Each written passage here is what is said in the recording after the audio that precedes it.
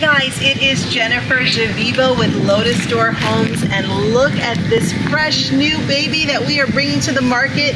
6872 Compass Court in Orlando. What part of Orlando do you ask? The Maitland part. Very close to Maitland, very close to the 414, but just snug as a bug in this beautiful little one road kind of cul-de-sac community.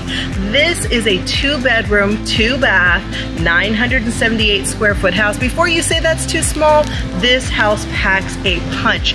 Big open floor plan, and wait till you get to the additional square footage. A huge long Florida room, and outside a pavilion, a retreat where you can have your jacuzzi, you can have your barbecues enclosed, covered.